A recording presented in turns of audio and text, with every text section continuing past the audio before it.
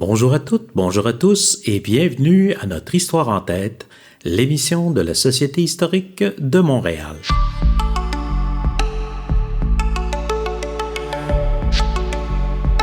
Ici Mario Robert, président de la Société historique de Montréal.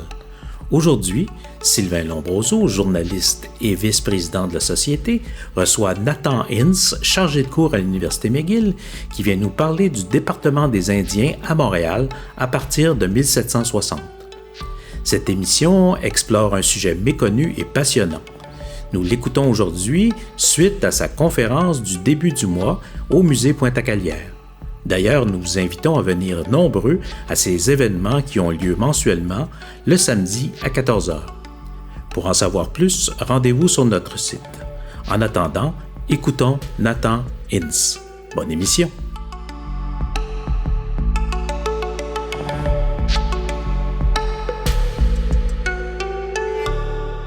Bonjour à tous, nous sommes très heureux de recevoir aujourd'hui Nathan Ince ou Nathan. Justement, on avait tout le débat là avant de commencer l'émission, savoir comment on allait vous appeler. En tout cas, nous sommes très heureux de recevoir Nathan. Bonjour Nathan. Salut Sylvain.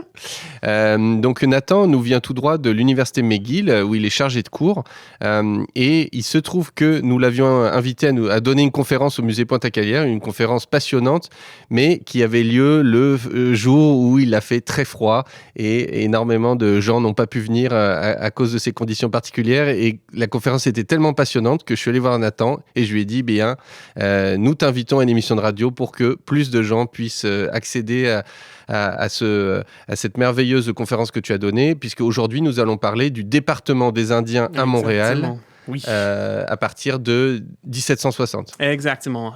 Parfait. Ça commence avec la conquête ici à Montréal. Exactement.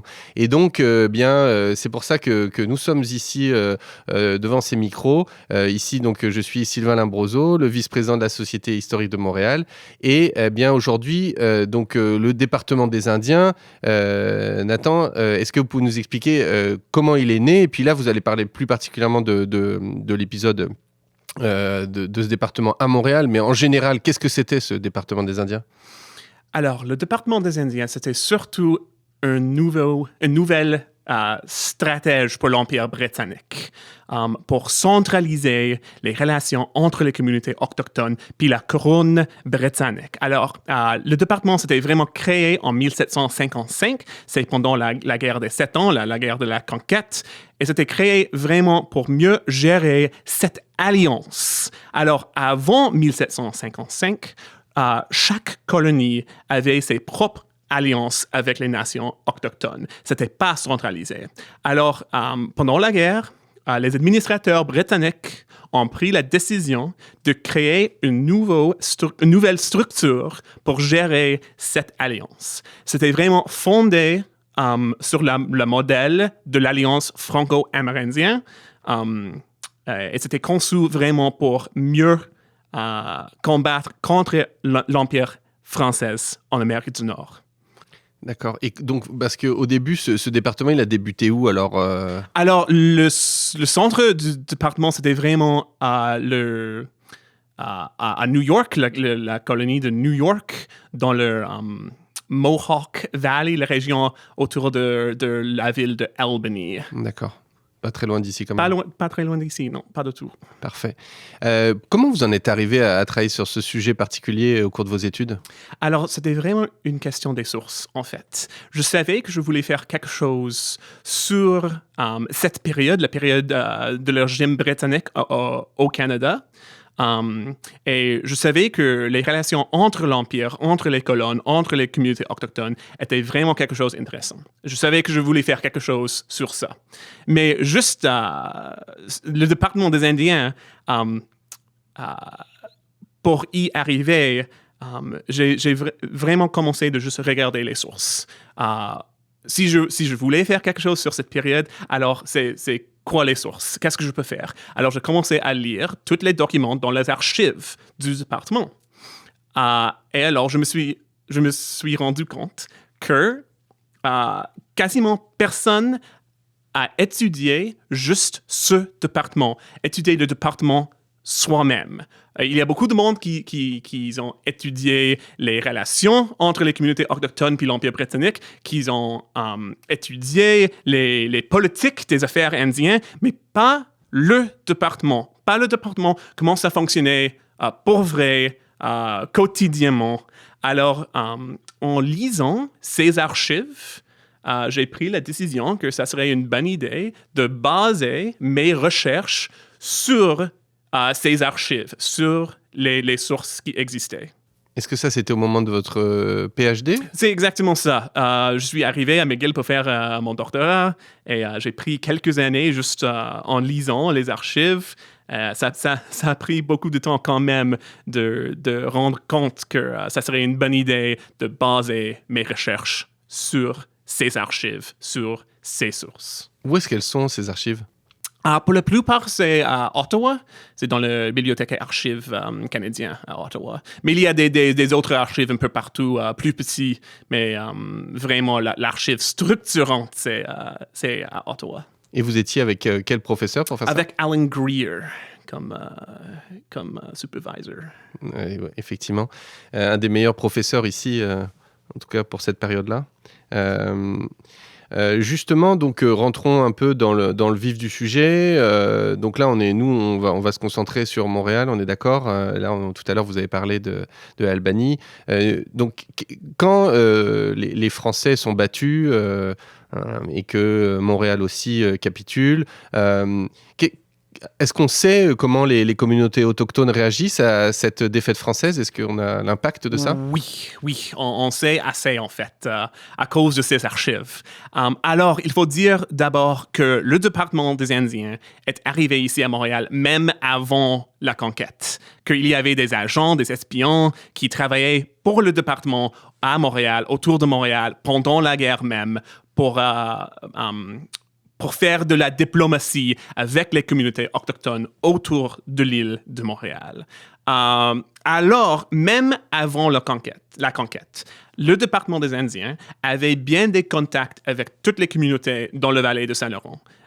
Alors, c'était assez facile de commencer à faire de la diplomatie avec ces communautés, même avant la prise de Montréal. Alors, même avant la prise de Montréal, le département des Indiens était en train de faire des traités avec les communautés dans les régions de Montréal, des traités de paix, des traités d'alliance pour remplacer l'Empire français.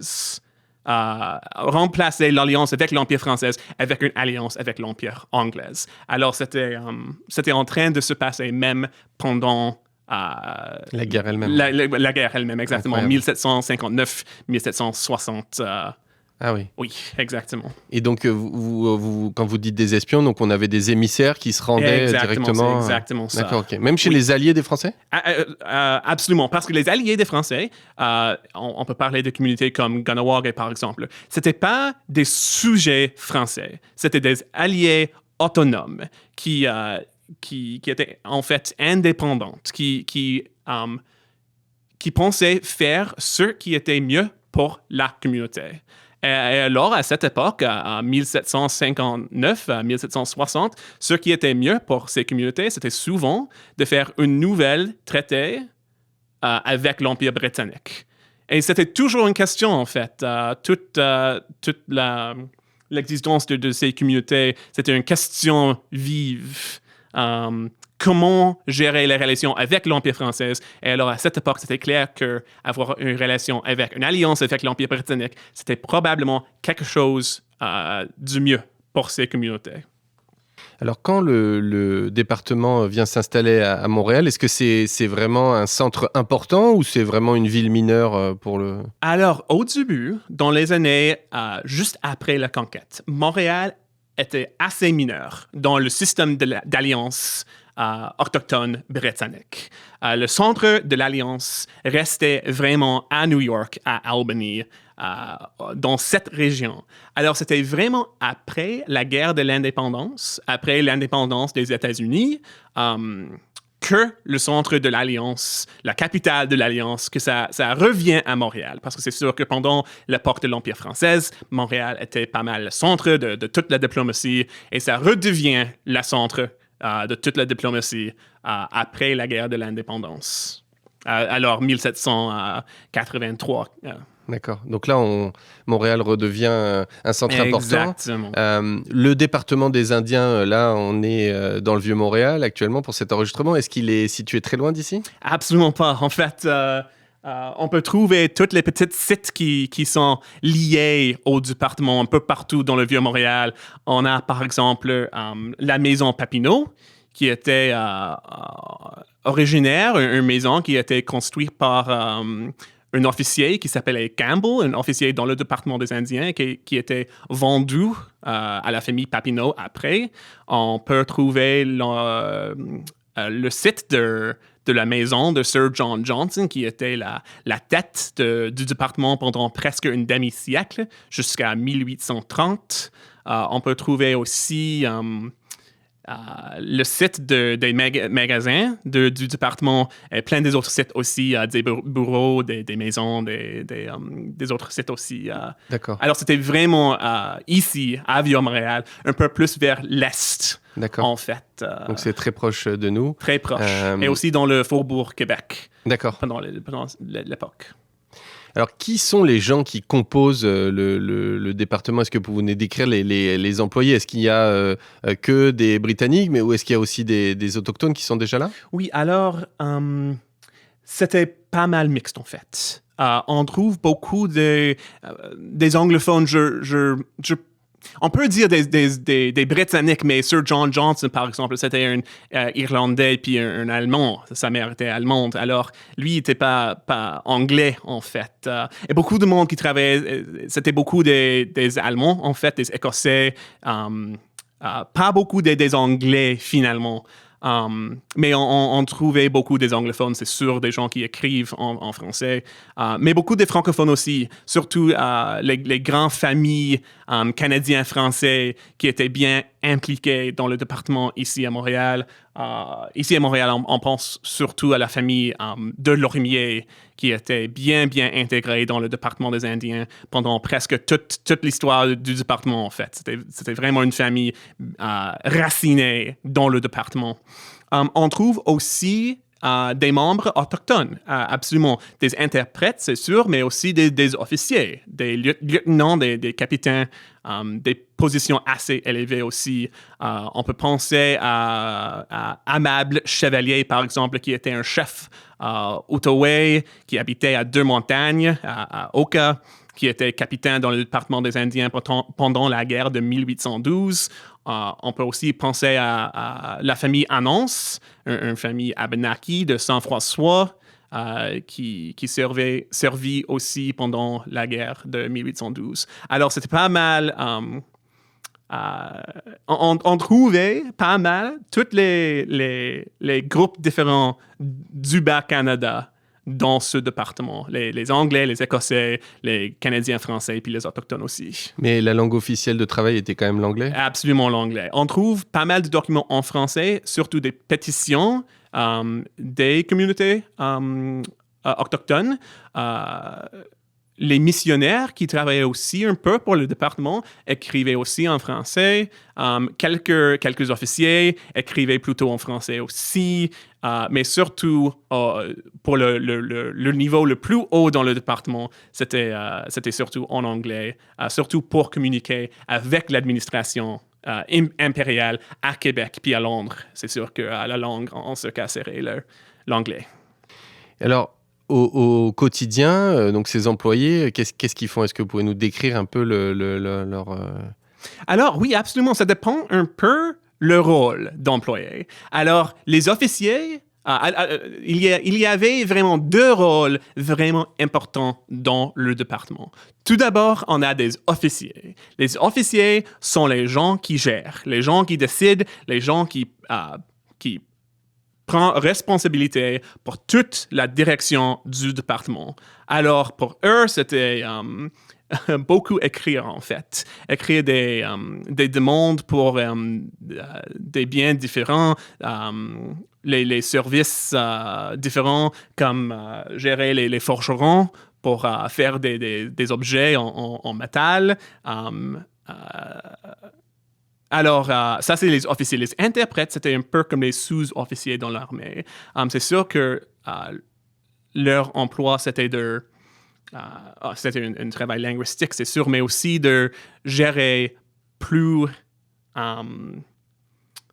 dans un niveau un peu plus bas, tout le travail du département. Vous dites les forgerons, Oui. les missionnaires, mais Oui. qu'est-ce que ces gens ont à Oui. voir avec le département des Indiens? Alors, il y avait beaucoup des autres qui aussi travaillaient pour le département. Alors, on a les officiers, puis les interprètes, mais aussi on a des missionnaires qui étaient, les missionnaires catholiques qui étaient beaucoup moins importants dans l'alliance anglaise que l'alliance française avant, mais qui étaient quand même payés un salaire par le département pour continuer d'habiter dans les villages, dans le vallée du Saint-Laurent, les villages comme Kahnawake, comme Kanesatake, comme les autres villages aussi.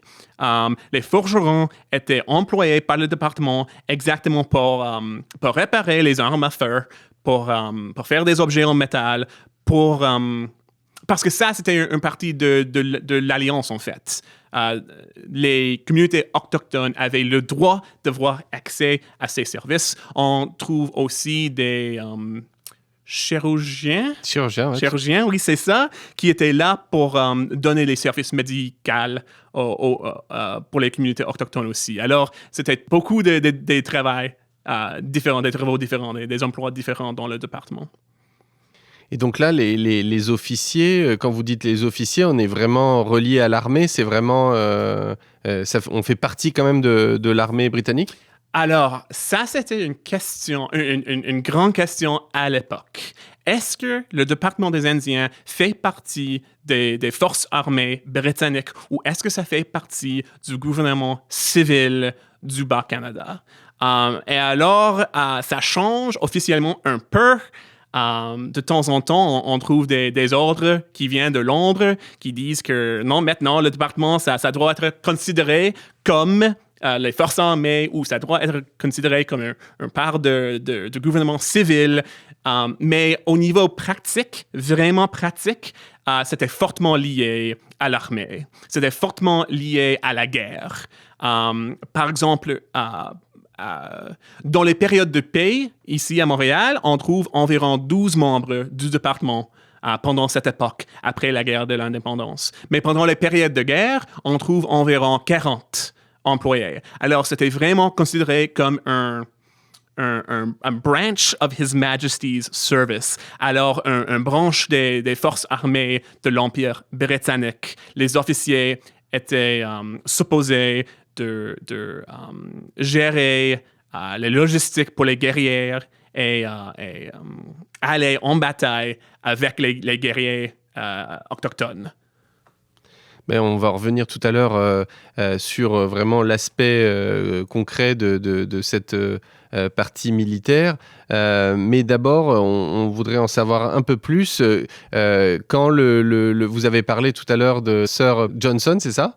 Qui est un des personnages les plus marquants, je crois, de ce département. Ouais. Est-ce que vous pouvez nous dire un peu qui est cette personne? Oui. Et ce qu'elle a fait? Alors, Sir John Johnson, lui, il était le personnage plus important pour le département à Montréal entre 1780 et 1830, l'année de sa mort. Alors, Sir John Johnson, lui, il était le fils de Sir William Johnson, qui était un peu le figure fondateur de tout le département des Indiens.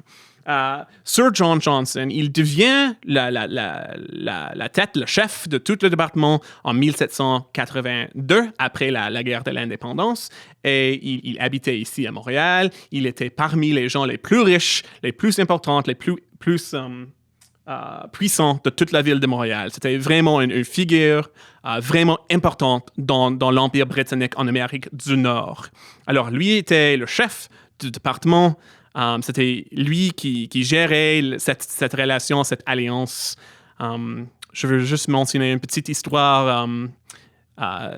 Quand il est mort en 1830, on trouve des pétitions de toutes les communautés autour de Montréal qui demandaient d'avoir un remplacement qui savait aussi bien que Sir John Johnson l'alliance, qui comprenait aussi bien ce que le département des Indiens était supposé de faire. Alors, c'était vraiment une figure marquante de toute l'Alliance pendant presque un demi-siècle. Donc c'est vraiment un personnage incroyable. Est-ce que vous pouvez nous donner quelques exemples de réalisations concrètes qu'il a faites? Ah, OK. Alors, lui, il est devenu vraiment important. Il est devenu vraiment important pendant la guerre d'indépendance, quand il a quitté toutes ses propriétés à New York, autour de Albany, en fait, et il est réfugié à Montréal. Il a perdu toutes ses propriétés. Il a perdu sa position vraiment importante dans la vie coloniale de New York. Et après ça, il a vraiment commencé à combattre contre les rebelles avec une férocité assez forte. Et souvent avec les alliés autochtones aussi. Alors, il était un peu une figure militaire de la guerre de l'indépendance vraiment importante qui a eu beaucoup de succès sur la frontière en combattant les rebelles à New York et autour des Grands Lacs. Et donc, est-ce qu'il a obtenu cette position au département des Indiens? Est-ce que c'est une forme de récompense? En fait, c'était plutôt à cause de à cause de sa famille. Le département des Indiens, c'était vraiment basé sur les familles particulières. J'ai déjà nommé la famille de Lorimier ici à Montréal, mais la famille Johnson, c'était aussi une famille vraiment importante dans l'histoire du département. Alors, ça, on parle d'une époque pas moderne. Alors, les familles, c'était vraiment la structure importante pour le département. Alors, si on regarde les employés du département, on trouve que la majorité était liée avec des liens familiales. Alors, c'était vraiment à cause de son père, Sir William Johnson, qui avait des relations vraiment bien, les bonnes relations avec les nations autochtones. Alors, ces relations, ça s'était continué par son fils. Et en fait, après sa mort, dans cette pétition que j'ai déjà nommée, les communautés autochtones demandent d'avoir son fils, le fils de Sir John Johnson, de continuer cette tradition familiale. Alors, c'était vraiment une affaire familiale, tout ce département des Indiens. En termes de rémunération, c'est avantageux de travailler là? Pour Sir John Johnson, absolument. Il est payé 1000 livres par année. C'est parmi les administrateurs les mieux rémunérés dans toute l'Amérique du Nord britannique. Pour les autres officiers aussi, c'est bien payé. Ils avaient un salaire entre 120 livres par année et 300 livres par année. C'était avec un salaire comme ça, c'est des élites, c'est sûr, des gens qui ont assez de pouvoir et de richesse dans la société. Les interprètes étaient payés normalement 85 livres par année, alors un salaire assez bon, mais pas aussi élite comme les officiers. Ça, vous l'avez trouvé dans il y a des livres de comptes? Ah oui, partout. L'Empire britannique, c'était avant tout un empire de papier. Et les archives sont énormément riches avec ces détails. Trop riches, en fait. C'est beaucoup de travail juste de regarder parmi toutes les comptes du département. Sans trop en dire, est-ce qu'on peut penser raisonnablement que si cet argent est là, ça veut dire que pour l'Empire, ce département des Indiens, ça a une importance vraiment considérable? Ça aussi, c'était une question qui était importante dans l'époque aussi. Il y avait beaucoup de débats sur exactement cette question. Est-ce que c'est important pour l'Empire britannique de voir un tel département ou non? Eh bien, je propose de répondre à cette épineuse question après une petite pause musicale. À tout de suite. Ma guide s'en va au bois pour cueillir des noisettes.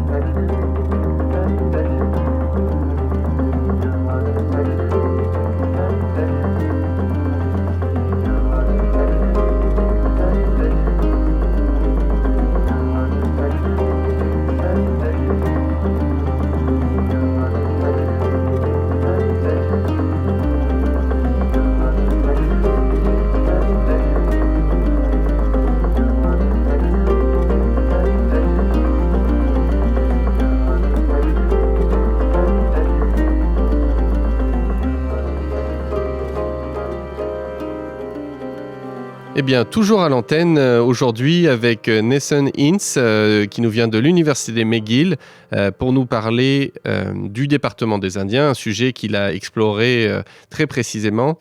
Et nous sommes avec lui aujourd'hui pour aborder ce sujet assez méconnu côté francophone, hein, je dois le dire. Nathan, tout à l'heure, vous avez dit que finalement... Eh bien, les salaires étaient assez importants dans le département des Indiens et on s'est dit, tiens, ça souligne quand même le fait que pour l'Empire britannique, c'était quelque chose d'important. Est-ce que vous pouvez nous en dire vraiment plus là-dessus maintenant? Oui, exactement. Alors, j'ai déjà mentionné que le département des Indiens, c'était vraiment une création qui vient de la guerre de 7 ans. Alors, vraiment, après cette guerre, après la conquête, après les conquêtes de l'Empire britannique autour du monde, en fait, pendant cette guerre, il y avait vraiment une grande question dans l'Empire britannique de comment gérer cet empire. Comment gérer cet empire différent qui est maintenant autrement qu'avant. Alors, il y avait une idée de gérer cet empire un peu comme un empire hétérogène, avec les groupes différents, avec des traditions différentes, qui avaient tous une place dans l'empire, un rôle à jouer dans l'empire. Alors, dans l'Amérique du Nord, c'est un peu question d'avoir des bonnes relations avec les Canadiens français catholiques, avec les colons anglophones, mais aussi avec des communautés autochtones pour avoir des contrepoids. Alors, si on a tous les groupes hétérogènes, on peut jouer les uns contre les autres, on peut garder le pouvoir dans l'Empire. Alors, le département des Indiens, c'était vraiment un élément clé dans ce projet d'un empire hétérogène, de maintenir une alliance avec les communautés autochtones pour avoir un contrepoids pour les autres puissances, les autres communautés en Amérique du Nord. Alors, si on voulait cette vision de l'Empire britannique, c'est clair que le département des Indiens était vraiment, vraiment importante. Cette alliance avec les guerriers autochtones, c'était une vraie force dans l'Amérique du Nord. Dans les guerres en Amérique du Nord, par exemple, aussi. Oui, on va en parler tout à l'heure. Vous allez nous expliquer un peu comment, justement, le département s'est impliqué dans certaines batailles. Oui. Avant ça, Monsieur Ince, nous aimerions savoir qu'est-ce que c'est l'Empire homogène, alors? Exactement. Alors, si on veut avoir un empire hétérogène, c'est vraiment une bonne idée d'avoir un département des Indiens pour gérer ces relations. Une bonne idée, c'est clair. Mais il y avait beaucoup de monde dans l'Empire britannique qui n'aimait pas cette vision, qui voulait plutôt un empire homogène, un empire protestant, libéral, anglophone. Alors, les gens qui voulaient cet empire avaient aucun besoin d'un département des Indiens, de maintenir les alliances comme ça. Alors, les gens qui voulaient un empire homogène avait aucun besoin de ce département. Alors, il existait, même dans le 18e siècle, le 19e siècle, un grand débat sur la question du département. Est-ce que c'était nécessaire?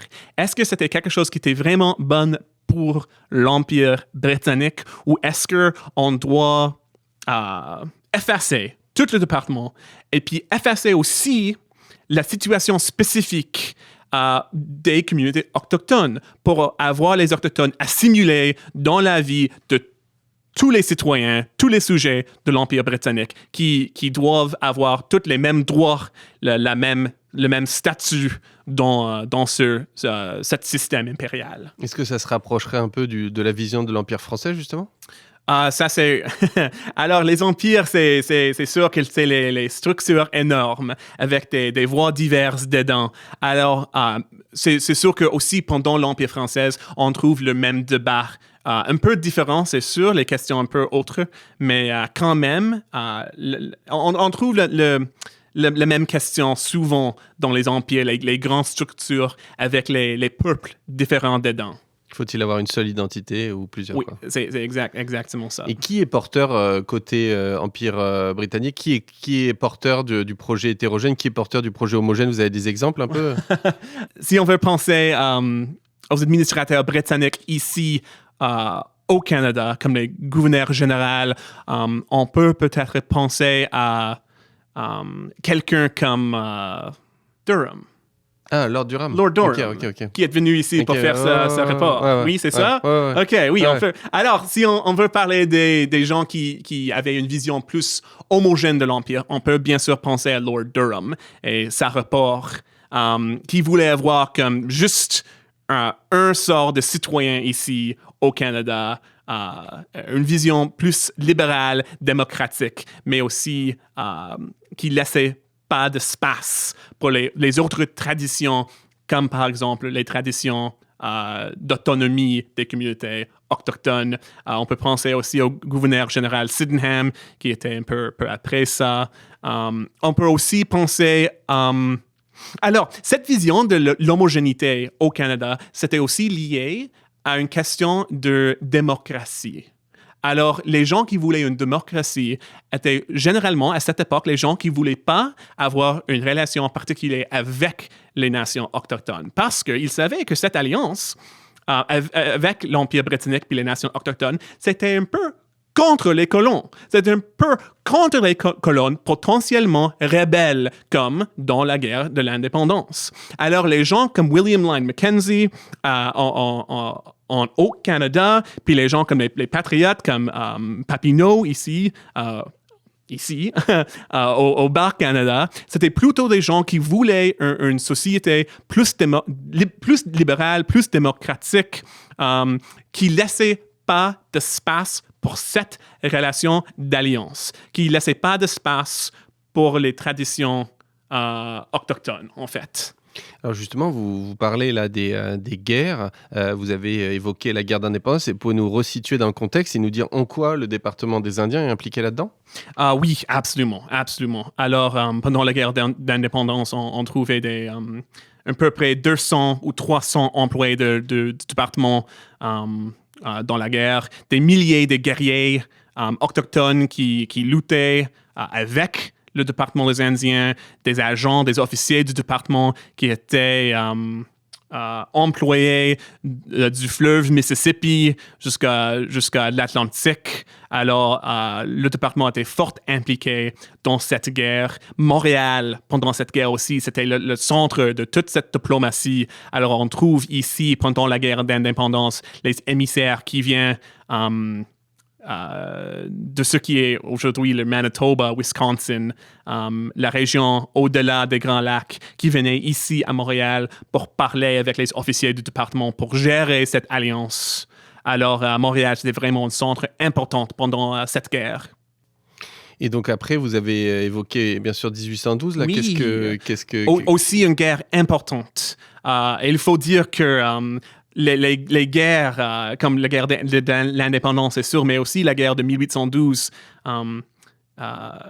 que la force des communautés autochtones, c'était vraiment un grand atout pour l'Empire britannique. Absolument. Alors, pendant la guerre de 1812, on trouve des communautés ici, autour de Montréal, comme la communauté de Kahnawake, Kanesatake, Akwesasne. On trouve des guerrières qui étaient fortement impliquées dans la guerre, qui sont allés même vers le péninsule Niagara pour combattre contre les Américains là-bas.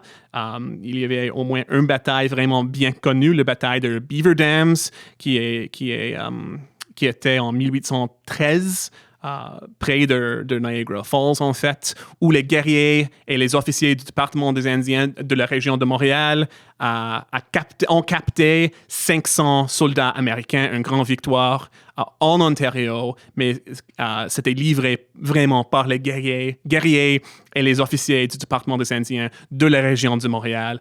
Alors, c'est sûr que ces guerriers autour de Montréal et le département à Montréal était vraiment important dans tout ce système d'alliance, surtout pendant les guerres, comme la guerre d'indépendance et la guerre de 1812. Mais est-ce que, donc, du coup, vraiment tout ce que vous avez décrit tout à l'heure, c'est-à-dire les chirurgiens qui soignent, les forgerons qui réparent les âmes, est-ce que tout ça a servi à ce moment-là à fournir en armes, à soigner les blessés? Est-ce qu'on imagine que le département était sollicité pour ça? Absolument, c'est ça.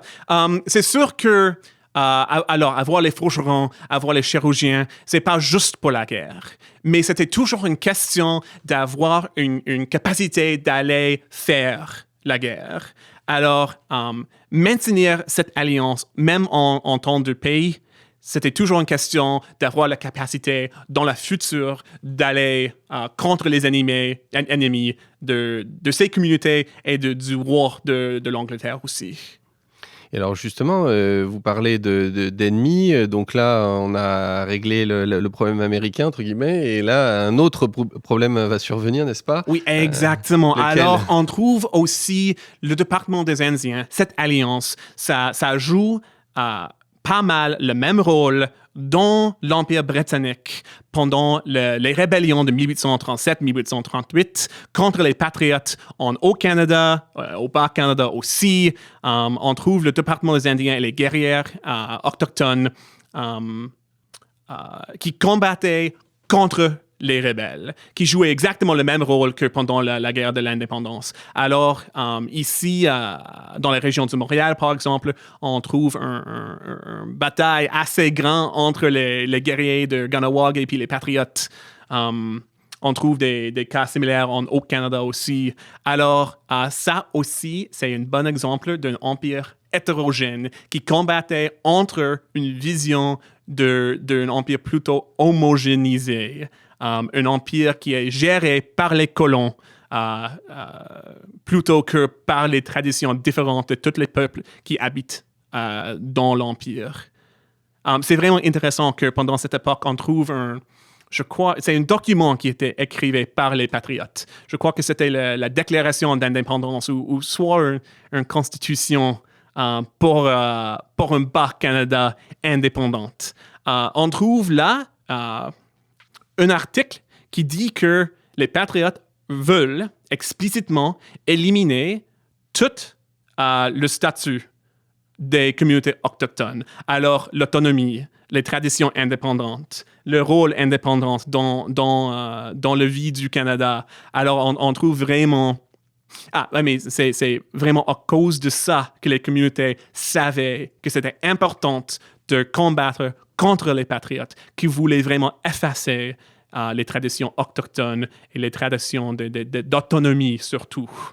Donc ça a vraiment joué un rôle pour le fait qu'ils soient soulevés aussi militairement contre les Patriotes. Exactement. C'était important pour les communautés de protéger cette alliance, de protéger leur position dans cet empire hétérogène. C'était pas toujours le meilleur cas pour les Autochtones, c'est sûr. C'est pas un rêve d'habiter dans l'Empire britannique, c'est sûr, mais habiter dans un empire britannique qui donne une place à l'autonomie autochtone, c'est beaucoup mieux que habiter dans un pays qui est géré par des colons où il n'y a aucune place pour ces traditions. Et c'était un enjeu vraiment important pendant les rébellions de 1837-1838. Vraiment incroyable. Et autre chose, c'est pendant votre présentation au musée Pointe-à-Calaire, vous nous avez montré plusieurs objets en argent, par exemple, qui étaient faits à Montréal pour le département des Indiens. Donc des objets qui sont dans les collections du musée McCord, des beaux objets. Est-ce que vous pouvez nous expliquer finalement ils servaient à quoi ces objets? Alors, qu'est-ce qu'ils étaient surtout? Oui, exactement. L'Alliance, c'était soutenu par plusieurs pratiques diplomatiques. Parmi ces pratiques diplomatiques, le pratique le plus important, c'était probablement ce qui s'appelait à l'époque les présents annuels. Alors, c'était des présents comme des cadeaux qui étaient donnés par l'Empire britannique aux communautés autochtones, toutes les communautés autochtones qui avaient une relation d'alliance avec l'Empire britannique pour dire que on est des alliés. Alors, ça vient vraiment d'une pratique diplomatique autochtone qui a duré depuis longtemps ici en Amérique du Nord, mais c'était une des pratiques qui est introduite dans l'Empire britannique avec la création du département soi-même en 1755. Alors, cette pratique était vraiment importante. C'est sûr qu'au niveau de matériel, c'était aussi important. Les présents, c'était des outils, des textiles, des munitions, des armes à feu. Alors, c'est clair que ces objets, c'est aussi important, mais ces présents, plus que ça, avaient une importance symbolique. Donner et recevoir les présents faisait une partie importante d'une relation d'alliance. Alors, on trouve pas seulement les objets utiles, comme des outils, comme des armes à feu, comme des textiles, mais on trouve aussi des objets prestigieux.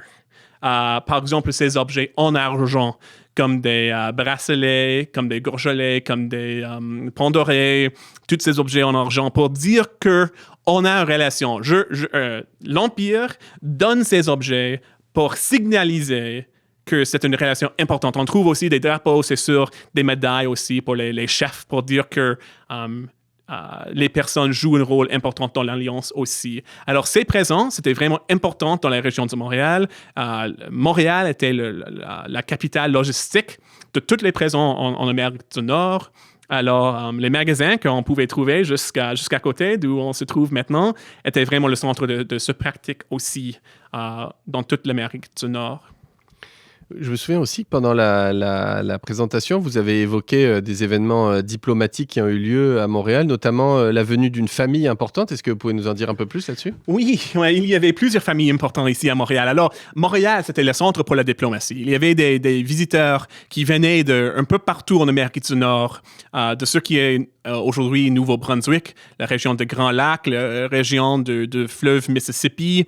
Je sais que un événement que je trouve vraiment intéressant, c'est l'arrivée de la famille de Tecumseh qui est arrivée ici à Montréal en 1814. C'était pendant la guerre de 1812. Alors Tecumseh, on sait peut-être, mais lui, il était probablement le personnage le plus important de toute la guerre de 1812, un grand chef de guerre qui construisait une confédération pour lutter contre l'expansion américaine dans la région de Grand Lac. Lui, il est tué pendant la guerre de 1812.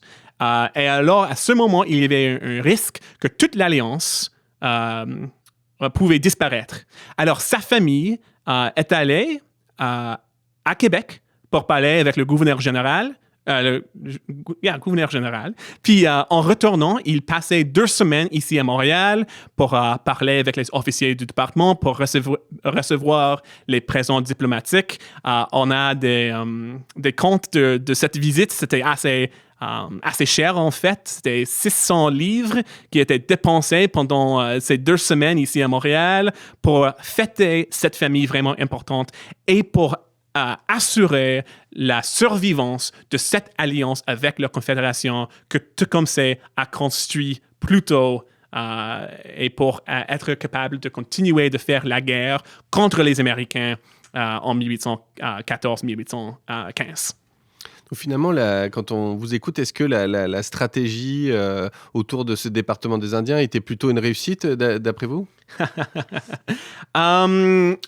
Moi, je ne sais pas si je peux dire ça. Ce que je veux dire, c'est est-ce que les personnages historiques pensaient que c'était une réussite? Et généralement, ils disaient non. Alors, les officiers du département avaient une tâche, c'était de dire que nous sommes importants. Le travail qu'on fait, c'est important pour l'Empire. Alors, on trouve beaucoup de pétitions qui disent que le département est important. Le travail qu'on fait, c'est important. Cette relation, c'est important pour l'Empire.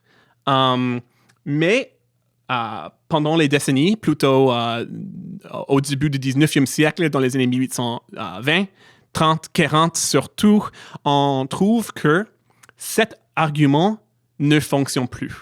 Qu'il y a un consensus qui se développe dans l'Empire britannique que c'est fort possible qu'un empire homogène va fonctionner mieux, surtout en Amérique du Nord, qu'on veut débarrasser ces structures qui, oui, peut-être fonctionnaient un peu avant, mais qui maintenant dans l'époque moderne qu'on veut plus.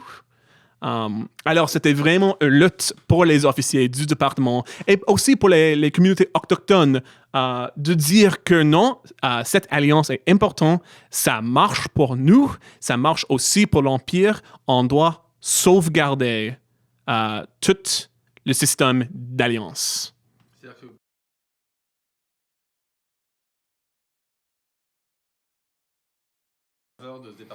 Ah oui, plutôt. OK, alors, les communautés autochtones, je vais juste parler de quelques communautés ici autour de Montréal. C'était pas des monolithes, c'était des communautés dynamiques avec des personnages qui étaient les uns contre les autres parfois avec les visions de la vie différentes. Alors, toujours, on peut trouver des gens qui étaient fortement contre le département des Indiens, c'est sûr. Mais généralement, je pense que beaucoup de gens dans les communautés autochtones, majoritairement, je pense qu'on peut dire, ces communautés croyaient qu'il y avait une possibilité d'avoir une alliance réciproque avec l'Empire britannique. Que ça, c'était une possibilité. Peut-être que ça ne marche pas exactement toujours, mais que c'était une bonne idée de lutter pour cette alliance, pour cette relation avec l'Empire. Alors, j'imagine que tout ça a pris fin à un moment. Quand est-ce que ça s'est arrêté, en fait, officiellement? Et c'est compliqué, d'après ce que vous m'aviez... Oui. Alors, oui, ça, c'est une bonne question, parce que c'est possible... On peut dire même que le département des Indiens, que ça existe encore toujours dans le gouvernement fédéral, c'est un peu divisé maintenant dans les départements différents, mais qu'on peut voir quand même un lien entre le gouvernement actuel puis ce département dont je parle dans les 18e, 19e siècle. Mais c'est sûr que ça change beaucoup. Et surtout, cette alliance change. Et moi, je veux dire que on peut trouver un moment quand le département est transformé trop pour dire que c'est la même chose, pour dire que c'est une continuation. Alors, souvent, dans l'historiographie, on trouve beaucoup des historiens qui veulent dire que il y a beaucoup de continuité. Moi, je préfère dire que, en fait, on peut dire qu'il y a un moment où le département change dans une manière assez fondamentale. Alors, moi, je dirais que 1845, il y avait des choses qui changeaient un peu avant même, mais en 1844, il y avait un rapport vraiment important dans le gouvernement, dans l'administration du Canada uni, qui suggérait beaucoup de réformes dans ce système et de recommencer, en fait, ab initio, en latin, de refaire tout. Alors, ces réformes était mise en place en 1845. Le département des Indiens devient une autre partie du gouvernement civil. Ça perd sa caractère militaire et on commence vraiment à diminuer l'importance de cette alliance. Surtout, on dit, l'Empire britannique dit en 1845 que les présents, la pratique de donner les présents annuels, ça va terminer avec cette génération. Que les enfants qui vont être nés vont pas recevoir les présents. Alors, c'est vraiment en 1845 qu'on voit une grande briseur avec les pratiques qui existaient avant ce date. Est-ce que c'est votre doctorat? Oui, exactement. C'est ça limite que j'ai trouvé. C'est sûr qu'on trouve toujours des discours, des idées qui continuent, même quelques personnages qui continuent à travailler dans le département des Indiens. Mais je pense que c'est vraiment clair qu'après cette date, on voit aussi la croissance de l'État moderne canadien, la croissance de le pouvoir des colons. Par exemple, j'ai mentionné qu'en 1755, l'idée, c'était de centraliser les relations avec les peuples autochtones et d'enlever sous ce pouvoir des colons, en fait. Et c'est après 1845 qu'on voit que le pouvoir de colon commence à augmenter dans les affaires indiennes. Ça augmente encore plus avec le Responsible Government en 1848 et ça augmente encore avec la création de la Confédération du Canada.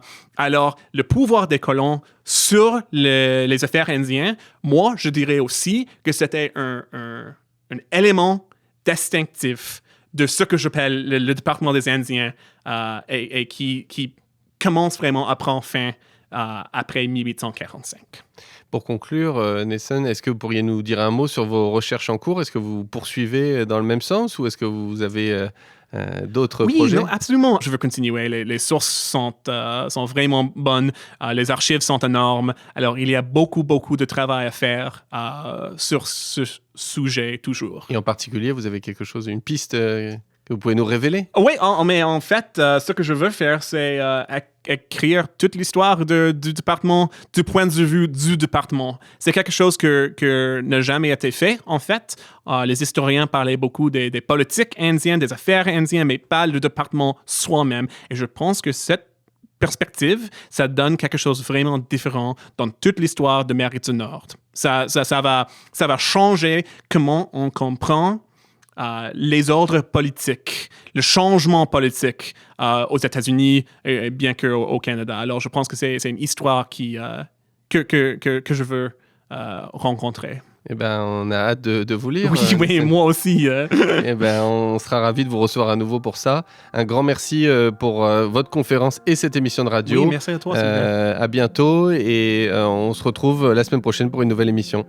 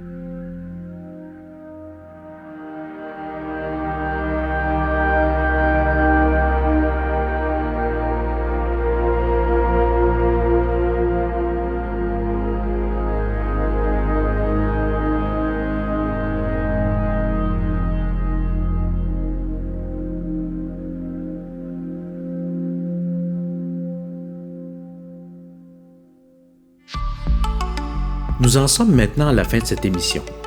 Nous remercions l'historien Nathan Ince, chargé de cours à l'Université McGill, qui est venu nous parler du département des Indiens à Montréal à partir de 1760. Nous remercions également notre collègue, le journaliste et vice-président de la Société, Sylvain Lombroso, qui l'a interviewé. Vous pouvez retrouver cette entrevue sur le site de la Société historique de Montréal à l'onglet « Émissions de radio ». Nous vous invitons, si ce n'est déjà fait, à devenir membre de la Société historique de Montréal.